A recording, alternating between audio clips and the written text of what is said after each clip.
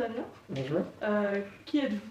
Alors, je suis Damien Guirambeau, j'ai 42 ans et je suis le président fondateur de l'association j'accède.com. Alors, qu'est-ce que j'accède? On sait que l'association existe depuis 2006. Pourquoi cette idée? Qu'est-ce qui vous a donné l'idée de vouloir recenser les lieux accessibles aux personnes handicapées en Eh France? bien, je me suis aperçu au cours de mes voyages que quand une ville était accessible, le séjour ne se passait pas du tout pareil que si c'était pas accessible. Et donc j'ai été à Berkeley en Californie, et là je me demandais plus où je peux aller, mais où je veux aller. Et en fait, en France, quand je suis revenu, je trouvais que c'était compliqué, parce que c'est pas aussi accessible. Et là, je me suis dit, ce serait formidable de pouvoir identifier des lieux qui sont accessibles. Mais il faut savoir que l'accessibilité, c'est pas la même d'une personne à l'autre. Par exemple, moi, il m'arrive d'aller dans des restaurants, donc pour moi, il faut qu'ils soient tranquilles.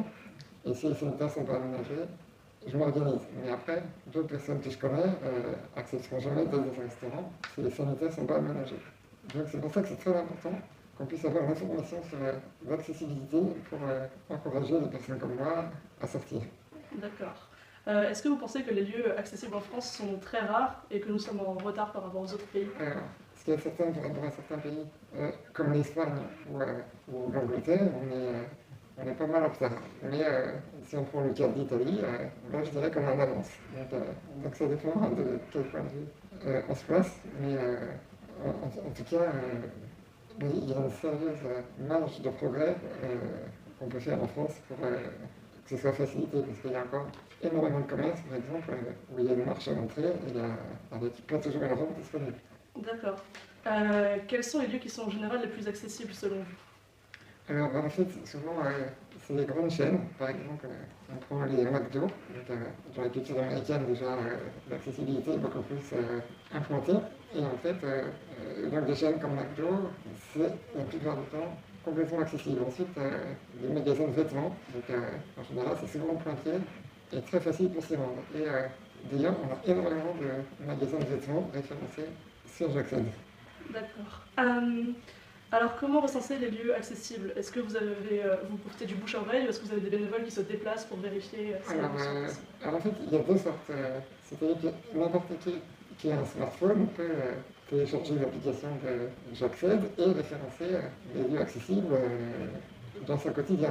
C'est-à-dire que vous vous promenez, vous voyez qu'il y a des lieux très bien faits et qui ont l'air faciles d'accès. Là, vous sortez le smartphone, vous ouvrez l'application J'accède et à ce moment-là, vous avez un questionnaire, donc vous pouvez le géolocaliser pour éviter la partie d'inscription de l'adresse. Donc pourquoi il faut corriger, bien sûr, mais ensuite il y a une deuxième étape où on a un questionnaire détaillé sur les critères. Donc est-ce que c'est papier, est-ce que les allées sont larges, est-ce que les sanitaires sont aménagés?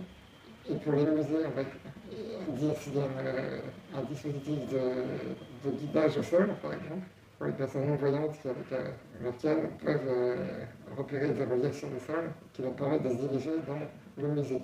Mais après, tout le monde peut répondre à la plupart des questions, mais comme c'est participatif, des personnes plus habituées pourront compléter la fiche. Alors, je n'ai pas répondu complètement à votre question, c'est qu'on a aussi des groupes de bénévoles qu'on réunit. Donc, ça s'appelle des journées de l'accessibilité et on explique aux bénévoles présents comment sensibiliser un commerçant pour l'inciter à se rendre accessible, comment référencer un lieu à l'aide de l'application J'accède.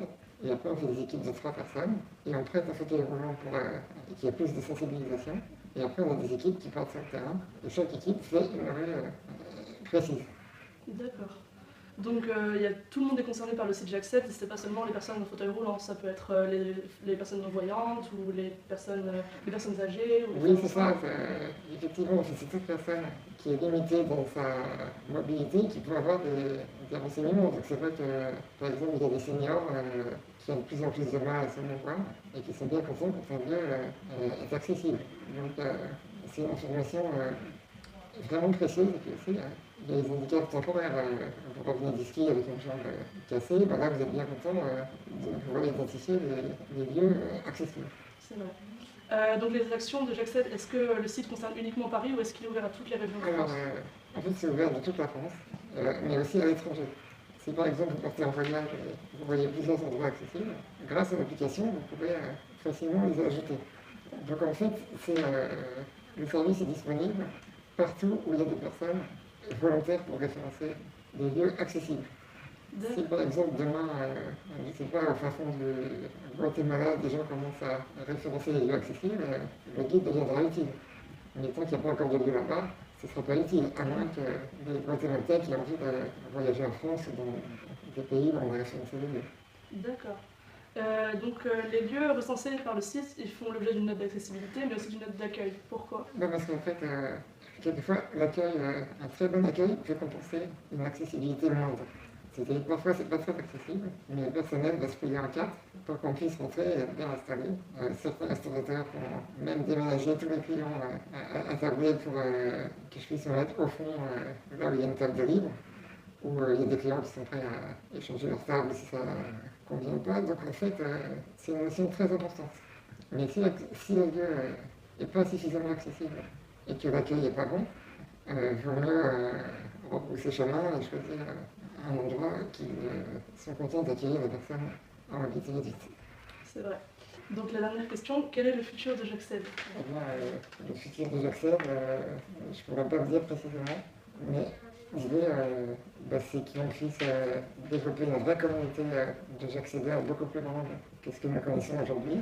On veut donner à notre communauté les bons outils pour s'auto-développer, auto-grandir, et pour ça, on va mettre en place un certain nombre de choses qui permettront à des communautés d'émerger à travers le monde, des communautés de J'accédeurs.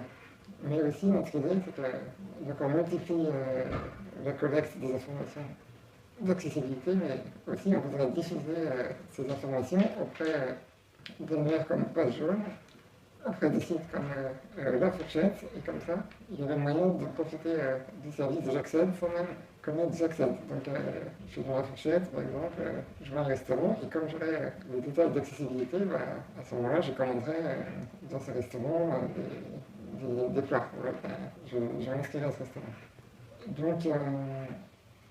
Donc voilà, on voudrait aussi mutualiser le travail sur la collecte des données avec d'autres associations. Et l'idée, c'est qu'on mutualise nos outils avec d'autres associations pour que le travail que fait J'accède puisse être reproduit dans d'autres pays par d'autres associations, le cas échéant. D'accord. Eh bien, merci beaucoup. Ok.